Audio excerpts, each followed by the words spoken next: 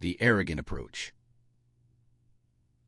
The message arrived at the Krell Dominion's Central Command on what they measured as the 891st cycle of expansion. Supreme Commander Vex stood in the war room, his forearms crossed behind his back as he surveyed the holographic display of conquered territories. The Dominion had swallowed 347 star systems across 2 galactic sectors. Their military might was unmatched, their technology superior, their will unbreakable. A junior officer approached with obvious hesitation. The Krell were not a species that tolerated weakness, and bringing unwelcome news often resulted in severe consequences. The officer's skin shifted through nervous color patterns as he cleared his throat. Supreme Commander, we have received a transmission from an unaffiliated species. They call themselves humans. Vex did not turn around. His attention remained fixed on the glowing map before him, each conquered world marked in crimson. What do they want? Tribute? An alliance before we crush them? Neither, Commander. They have sent coordinates marking a territorial boundary. They claim that any vessel entering their space without authorization will be destroyed. No warnings, no negotiations, no survivors. The war room fell silent. Then, slowly, Vex turned to face the officer. His 6 eyes blinked in sequence, a sign of deep amusement among his kind. Around the chamber, other senior officers began to emit the clicking sounds that passed for Krell laughter. Destroyed? Vex repeated, his voice carrying across the vast space. These humans threaten the Krell Dominion with destruction? The officer pulled up the message on the central display. It was remarkably brief, written in serviceable Krell standard language. A list of spatial coordinates formed a rough sphere around a modest region of space. Below the coordinates, a single statement. This is Terran space. Entry without explicit authorization guarantees immediate termination. There will be no exceptions, no second chances, no mercy. You have been warned. Vex studied the message for a long moment. Then he gestured to his intelligence director, an ancient Krell whose scales had faded to pale gray. What do we know of these humans? The director accessed his datapad. Very little, Supreme Commander. They are a carbon-based species from a world they call Earth. They achieved interstellar travel approximately 280 standard cycles ago. Their territory encompasses roughly 40 star systems. Population estimates suggest perhaps 150 billion individuals spread across multiple colonies. Military capabilities? Minimal by our standards. We have detected no Dreadnought-class vessels, no planet-destroying weapons, no quantum disruptors. Their largest warships would be classified as light cruisers in our fleet. Most of their vessels appear to be focused on transport and resource gathering. Vex returned his attention to the message. Something about it nagged at his tactical mind. The Dominion had encountered thousands of species during their expansion. Some begged for mercy, some offered tribute, some fought with desperate courage. But very few made threats, and those that did usually had the military power to back up their words. These humans apparently did not, and yet they had drawn a line in space and dared the greatest military power in the sector to cross it. Perhaps they do not understand who we are, suggested General Karn, commander of the 3rd Assault Fleet. Isolated species sometimes develop inflated opinions of their own importance. They may believe their primitive weapons can harm us. Or perhaps they have hidden defenses we have not detected, countered the intelligence director. Unknown technologies, allies we are unaware of, resources that do not register on standard scans. Vex made his decision quickly. Hesitation was not a trait valued among the Krell. We will investigate. Send 5 scout vessels to the coordinates they provided. I want a full analysis of their territory, their defenses, and their capabilities. If they possess hidden weapons, I want them identified and cataloged. If this is merely primitive bravado, I want confirmation so we can proceed with standard subjugation protocols. The orders transmitted within the hour. 5 scout ships from the outlying patrol groups redirected their course toward human territory. Their crews were experienced veterans, specialists in reconnaissance and first contact situations. They had mapped dozens of new territories and assessed countless potential threats to the Dominion. The scouts approached the human boundary with professional caution. The border was marked by simple automated beacons, each one broadcasting the same message on multiple frequencies. You are approaching Terran space. Turn back now. Entry guarantees death. Captain Trell of the scout vessel Seeker examined the warning with barely concealed contempt. She had faced armadas that could crack moons. These humans could barely afford navigation buoys, and they dared to threaten death? Continue forward, she ordered her crew. Full sensor sweeps. I want everything documented. Ship positions, colony locations, resource deposits, defensive installations, standard reconnaissance protocol. The 5 scout ships crossed the boundary in tight formation. The data that returned was unremarkable. Their advanced sensors immediately began cataloging everything within range. A few dozen colony worlds, some mining operations and asteroid belts, scattered orbital stations. Nothing that suggested military significance. Nothing that could justify such an aggressive warning. For 8 hours, the scouts penetrated deeper into human territory. They detected civilian traffic, commercial vessels moving between colonies, what appeared to be research stations orbiting gas giants. They detected no warships, no weapons platforms, no defensive arrays. Humans seemed to be going about their daily lives as if unaware that Krell scouts were mapping their entire civilization. Then the Seeker vanished. There was no explosion, no energy spike, no distress call, no debris. One moment the ship was transmitting routine telemetry data, the next moment it simply ceased to exist. The sensor feeds from the other 4 scouts showed nothing. No weapons fire, no approaching vessels, no spatial anomalies. The Seeker and its crew of 40 had been erased from existence in the space between one heartbeat and the next. Captain Morth of the Finder stared at his displays in confusion. Seeker, report your status. Seeker, respond immediately. Only silence answered him. Morth checked his instruments, suspecting a malfunction, but the data was clear. The Seeker's transponder had simply stopped broadcasting. No emergency beacon, no final transmission, nothing. Perhaps a reactor failure, suggested his first officer. A catastrophic containment breach could vaporize a ship before the crew could send a distress signal. Morth was not convinced, but he had no better explanation. All vessels, maintain formation. Increase sensor sensitivity to maximum. I want to know if a dust particle moves out there. The 4 remaining scouts tightened their formation and continued forward, now watching the void around them with increased wariness. Their sensors swept the area constantly, searching for any sign of threat. They found nothing but empty space and distant stars. 30 minutes later, the Finder vanished. Like the Seeker, it simply ceased to exist without warning or explanation. One moment it was there, the next moment it was gone. Captain Hess of the Observer watched in mounting horror as another of his sister ships disappeared from his sensors. This was no reactor failure. This was no accident. Something out there was hunting them, and they could not see it, detect it, or fight it. All vessels, emergency retreat, Hess broadcast on the command frequency. Return to Dominion space immediately. Maximum speed. The 3 surviving scouts turned as one and activated their primary drives. They fled toward the border at speeds that pushed their engines to dangerous limits. Behind them, human territory remained silent and apparently empty. But Hess knew better now. The humans had not been bluffing. They had something out there, some weapon or defense system that could delete starships from existence. The Observer made it approximately 2 minutes before it vanished. The tracker lasted another minute after that. Captain Zirel of the final scout, the Pathfinder, did not even attempt to flee. He was a pragmatist who recognized when a situation had become hopeless. Instead, he turned his ship around and faced back toward human territory. This is Captain Zirel of the Krell Dominion scout vessel Pathfinder, he broadcast on all frequencies. I acknowledge that we have entered your territory without authorization. I request permission to withdraw. I request dialogue. I request any response at all. For a long moment, nothing happened. Then a reply came through, transmitted in perfect Krell standard. The voice was artificial, emotionless, neither male nor female. It sounded like it was generated by a machine rather than a living being. You were warned. Entry guarantees death. There are no exceptions. Please, Zrel said, and he was not ashamed of the desperation in his voice. We did not understand. We will leave immediately and never return. Just let us go. You were warned, the voice repeated with the exact same inflection. No exceptions, no second chances, no mercy. The Pathfinder vanished. Captain Zrel and his crew of 35 joined their comrades in whatever fate had claimed them.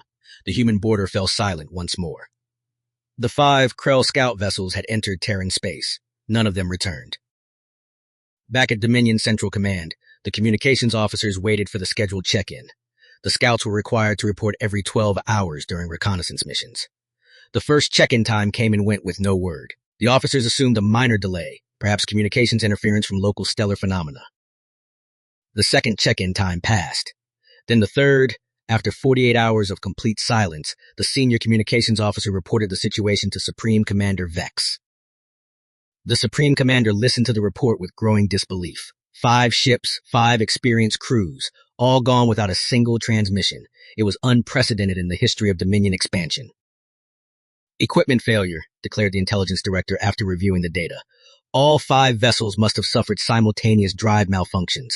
The outer patrol groups have been reporting maintenance issues for cycles. This is clearly the result of inadequate resource allocation to vessel upkeep. But Vex was not convinced. He had read the human message again, studying each word. Entry without explicit authorization guarantees immediate termination.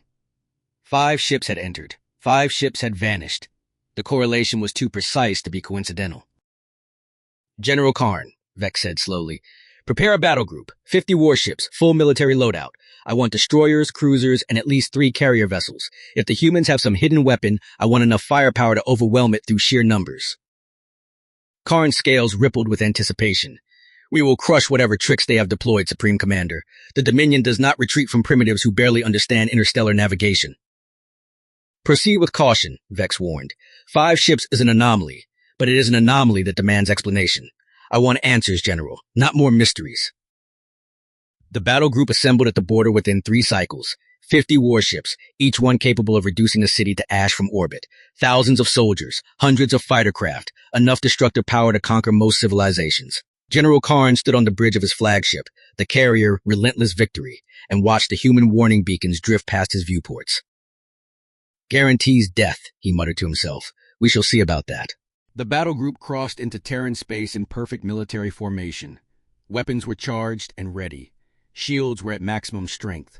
Sensors swept the surrounding space at maximum range and sensitivity.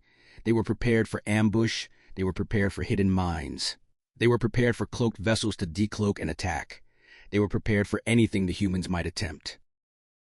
They were not prepared for silence. For 3 full cycles, absolutely nothing happened. The battle group moved deeper into human territory, following the same route the scouts had taken.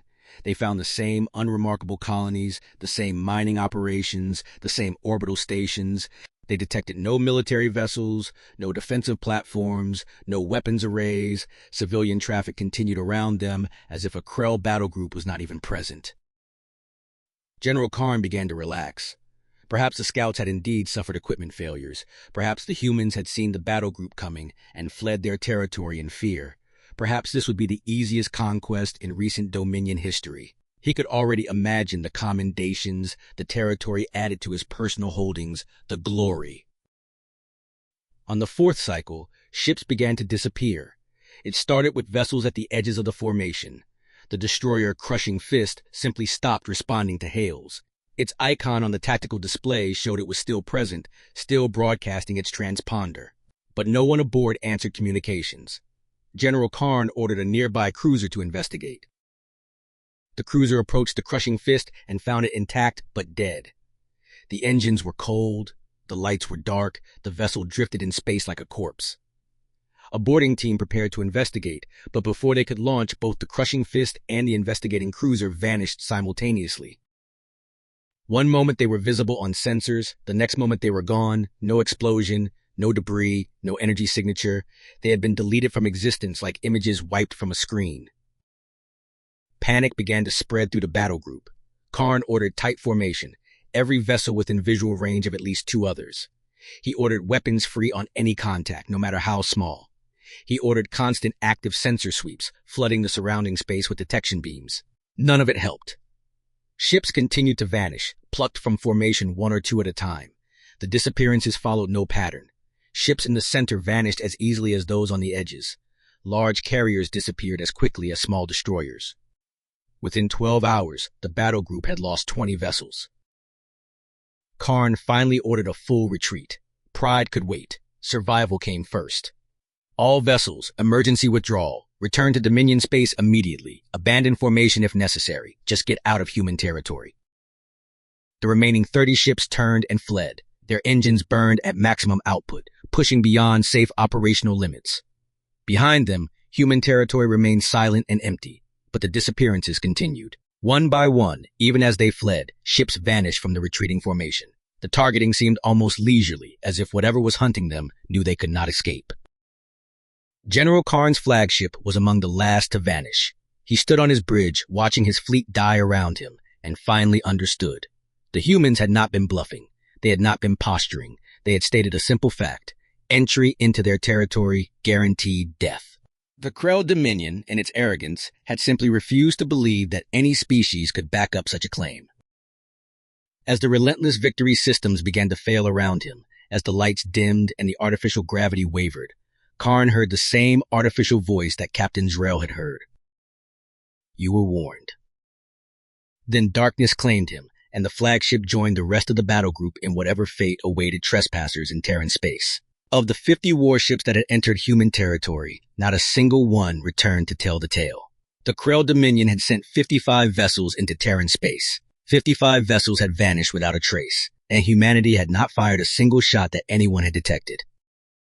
The truth revealed. Supreme Commander Vex stood in the war room, staring at the empty holographic display where 55 ship icons had once blinked with life. The silence in the chamber was absolute. No Krell officer dared to speak. No one dared to even shift their weight. The Dominion had just suffered the most catastrophic military loss in its 800-cycle history, and they had no explanation for it. 55 ships, over 8,000 soldiers and crew, gone, erased, vanished into the void as if they had never existed, and the humans had not sent a single additional message. No gloating, no demands, no communication at all. They had simply enforced their warning with absolute, terrifying efficiency. Vex's 4 arms trembled slightly, though he fought to control the reaction. Fear was not an emotion the Krell acknowledged easily.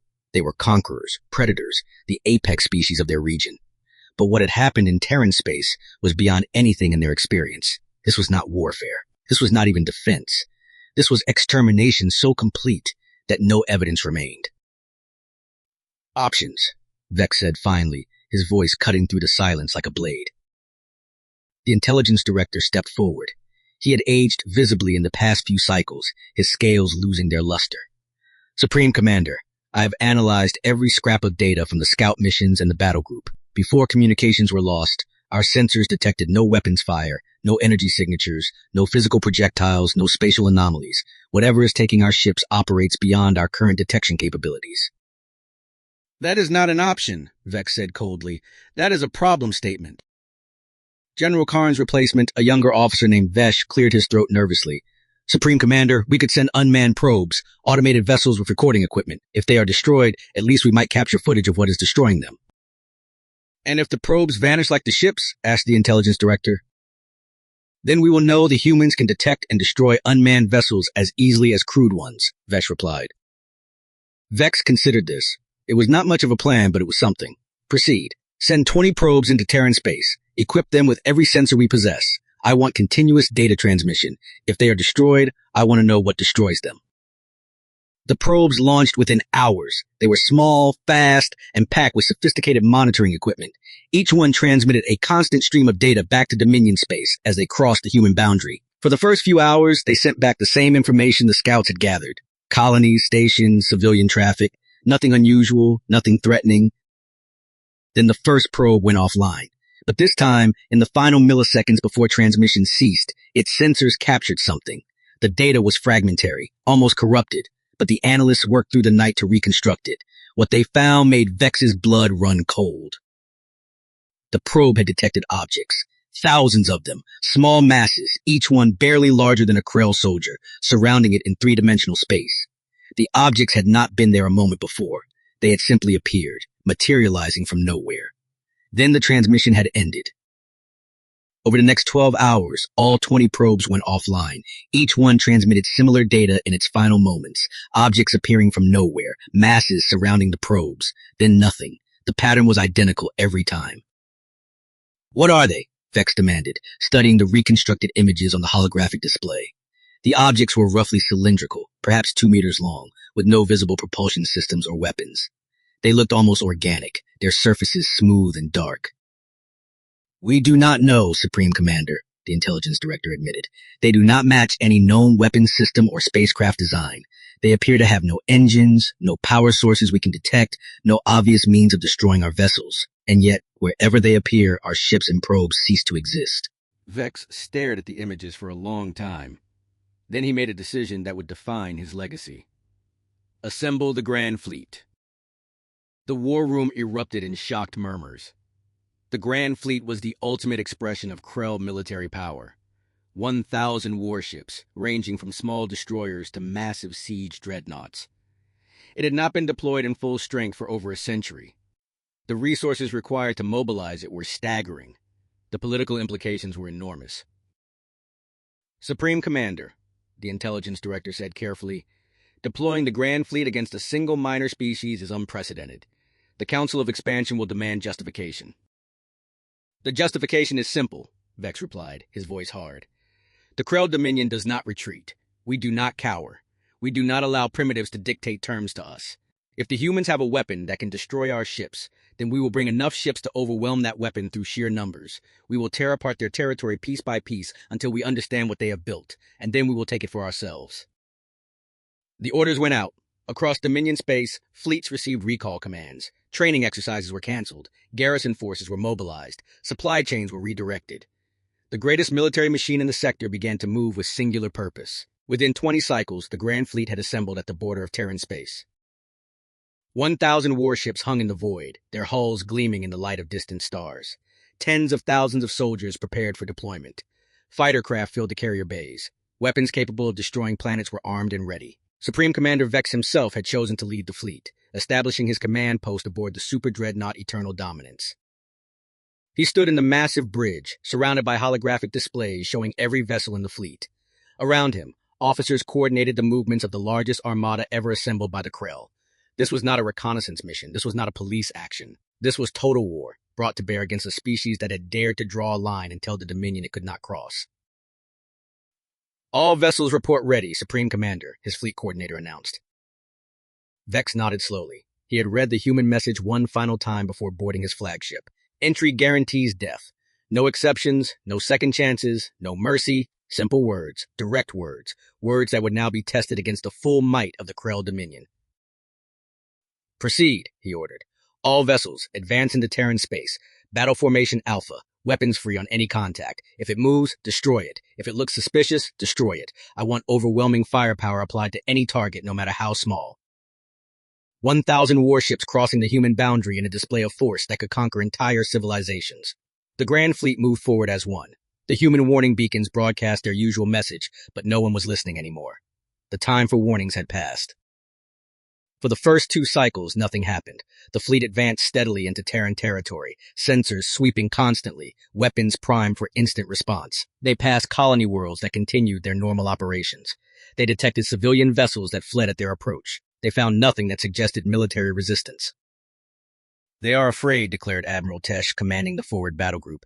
They see our numbers and they hide. Perhaps we will not even need to fire our weapons. But Vex was not reassured. The humans had destroyed 55 ships without breaking their silence. They had warned away 20 probes without negotiation. This was not the behavior of a species that felt fear. This was the behavior of a species that felt certainty. On the 3rd cycle, the sensors detected something new. Long-range scans picked up massive contacts at the edge of detection range. Not ships. Something else. Objects of enormous size, scattered throughout the region ahead of them. The sensor officer responsible for the initial detection requested multiple confirmations before reporting to Vex. Supreme Commander, we have contacts, multiple large masses ahead. They do not match any known stellar phenomena or artificial constructs. Number unknown, size unknown. They extend beyond our maximum sensor range. Vex studied the data. The contacts appeared as fuzzy returns on the display, their exact parameters unclear. They did not move. They did not emit energy. They simply existed, scattered through space like islands in an ocean. Closer examination, he ordered. Send a scout wing ahead. 3 ships. I want detailed scans of the nearest contact. 3 destroyers broke formation and accelerated toward the nearest massive object. Their sensors operated at maximum sensitivity, painting the contact with every detection method the Krell possessed. As they drew closer, the true nature of what they approached became clear. It was not a single object, it was billions of objects. The cylindrical masses they had seen in the probe data clustered together in formations so dense they appeared as a single solid structure on long-range sensors. Each cylinder was perhaps 2 meters long and half a meter wide. They hung in space without visible means of support, positioned with mathematical precision. How many? Vex asked quietly. The sensor officer worked frantically at his console. Estimated count of the nearest cluster. Supreme Commander, I calculate approximately 50 billion individual units, and there are hundreds of similar clusters spread throughout the region. The bridge fell silent. 50 billion units in a single cluster. Hundreds of clusters. The numbers were incomprehensible. No species had that kind of manufacturing capacity. No economy could support that level of production. And yet, there they were, filling Terran space like stars in the void. What are they? Someone whispered. The answer came from an unexpected source. A transmission reached the fleet on all frequencies. It was the same artificial voice that had spoken to Captain Zarel cycles ago, but this time it said something different.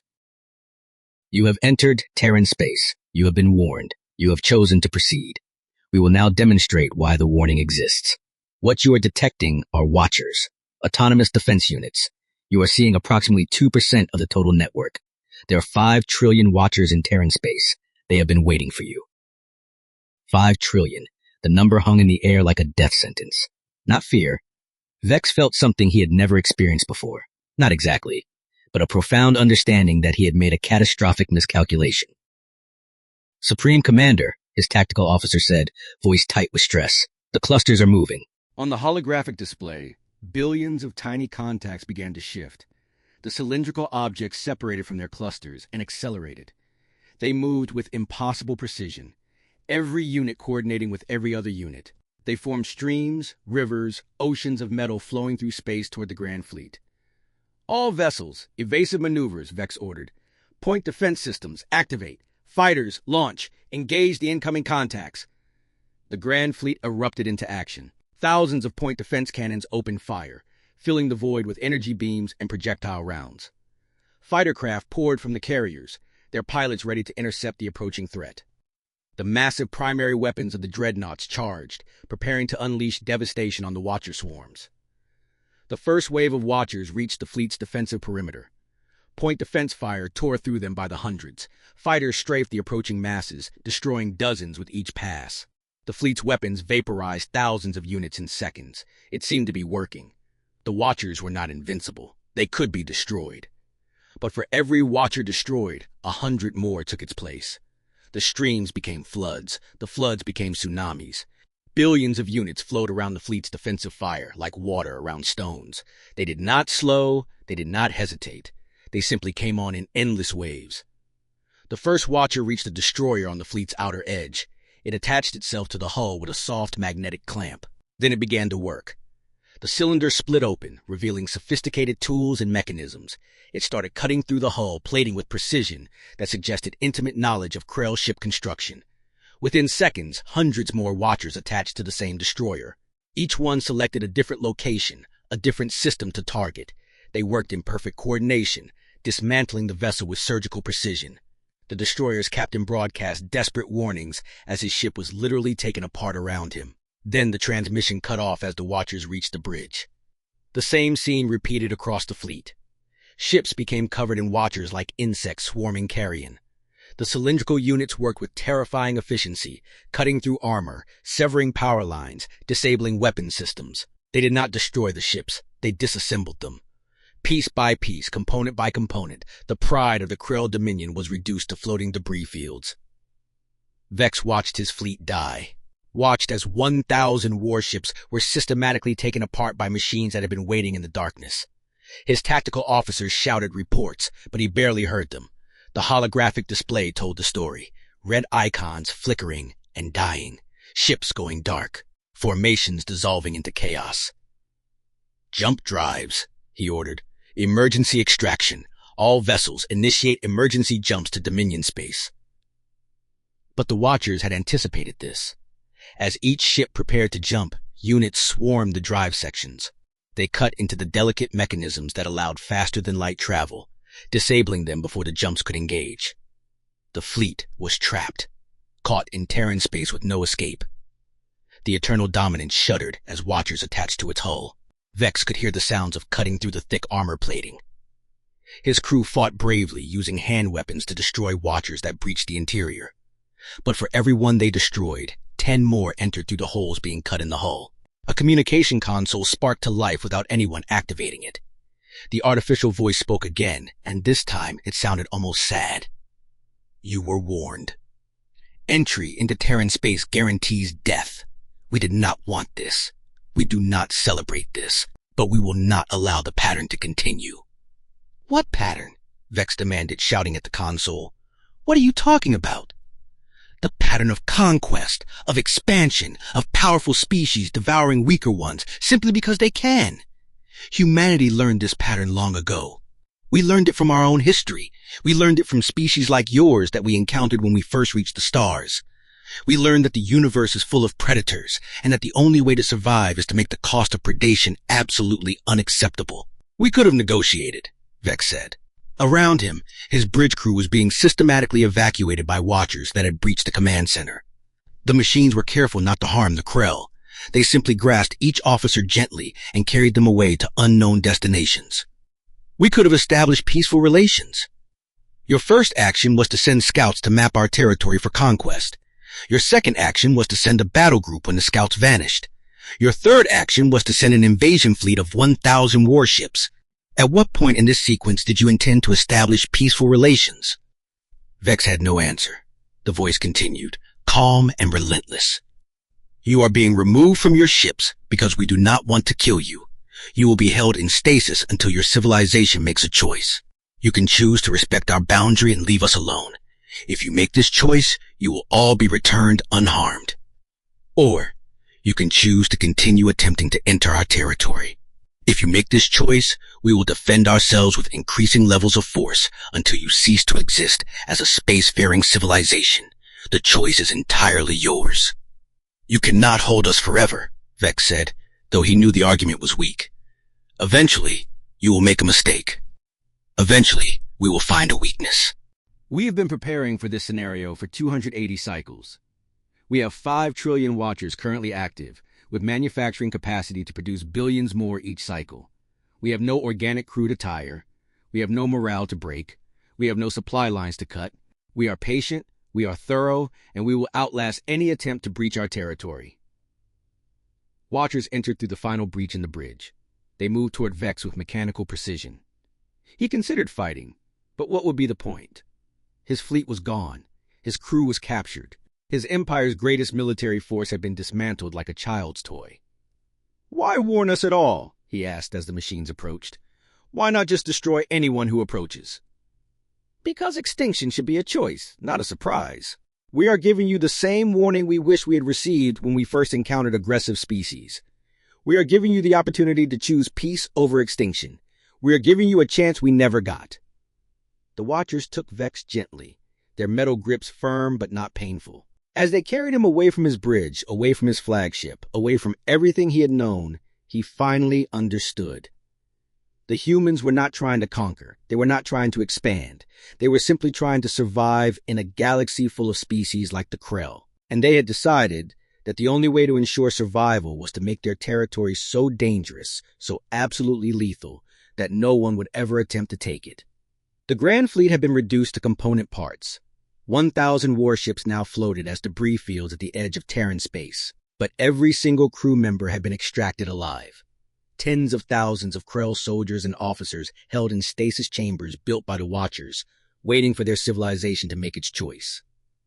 One small shuttle was permitted to leave. It contained complete records of what had happened, high-resolution footage of the Watchers dismantling the fleet, and a simple message for the Dominion leadership. This is Terran space. The boundary is absolute. The warning is eternal. Choose peace, and we will return your people. Choose war, and we will defend ourselves until you cease to pose a threat. The choice has always been yours. The shuttle drifted back to Dominion space, carrying the truth that would change everything. The Krell Dominion, the greatest military power in the sector, had been defeated not by superior warriors, but by the simple mathematics of preparation. Humanity had spent 3 centuries building an automated defense network so vast, so comprehensive, that physical conquest was mathematically impossible. Back on the Dominion homeworld, when the shuttle arrived and the recordings were played, the Council of Expansion met an emergency session. They watched the footage in stunned silence. They calculated the numbers and realized the terrible truth. They could send every ship they possessed into Terran space, and the Watchers would dismantle them all without slowing down. Supreme Commander Vex's second-in-command stood before the council and delivered the final assessment. We have three options. We can accept the human boundary and leave them alone, which will result in the return of our people and peaceful coexistence. We can attempt to develop weapons capable of defeating the Watchers, which will require decades of research with no guarantee of success. Or we can accept that some regions of space are simply beyond our reach and redirect our expansion efforts elsewhere. The vote was not unanimous, but it was decisive. The Krell Dominion would respect the human boundary. They would not attempt further entry into Terran space. They would adapt to a galaxy where they were not the supreme power, where their military might could be neutralized by sufficient preparation and determination. 3 cycles after the vote, the first stasis chambers began returning to Dominion space. Watchers delivered them to the border, then retreated back into the protected zone. Thousands of soldiers and officers emerged from suspended animation, alive and physically unharmed. Psychologically, they would carry the memories of being helpless, of watching their mighty warships taken apart like puzzles, of understanding that they had been completely outmatched. Supreme Commander Vex was among the last to be returned. When he emerged from stasis, he found that his position had been filled by another. He was no longer the Supreme Commander of anything. He was simply an officer who had led the greatest military disaster in Krell history. But he was alive. They were all alive, and that was the most terrifying thing of all. The humans could have killed them, could have exterminated the entire Grand Fleet without mercy. Instead, they had carefully preserved every life, demonstrating that their power was matched by their restraint. In the years that followed, the Krell Dominion adjusted to the new reality. They expanded in other directions, conquering species that lacked humanity's foresight and preparation. But they never forgot the lesson learned at the boundary of Terran space. They never forgot the 5 trillion Watchers waiting in the darkness, and they never ever crossed that boundary again. The human warning remained, broadcast from simple beacons. This is Terran space. Entry without authorization guarantees death. But now, every species in the sector understood that it was not a threat. It was a promise, a simple statement of mathematical fact. The humans had turned their entire territory into a fortress so absolute that invasion was not just difficult or costly, but literally impossible. And in doing so, they had achieved something that no other species had managed. They had drawn a line in space and made it stick. They had told the galaxy that there were some places where predators could not go, some boundaries that could not be crossed. They had chosen survival through absolute deterrence, and they had made it work. The Krell Dominion continued to exist. They continued to expand. They continued to conquer. But they did so in a galaxy that now contained a region they could not touch, a species they could not subjugate, a warning they could not ignore. And somewhere in the darkness of Terran space, 5 trillion Watchers continued their eternal vigil, waiting patiently for the next species that would ignore the warning. Waiting to demonstrate once again that some boundaries are absolute, that some warnings are not negotiations.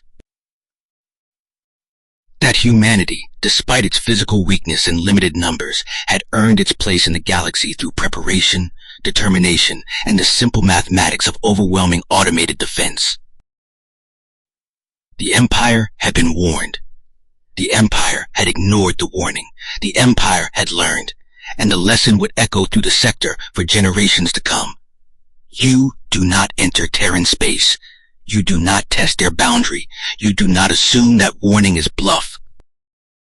Because in the end, humanity had proven the oldest truth of survival. Those who prepare for the worst stand the best chance of avoiding it. Those who make the cost of aggression unacceptable rarely have to pay that cost themselves.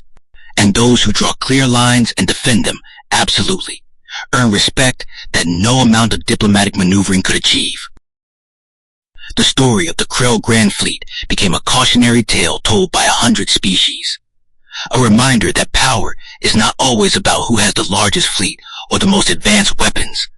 Sometimes power is about who is prepared most thoroughly, who has thought furthest ahead, who has made their survival a mathematical certainty rather than a military gamble.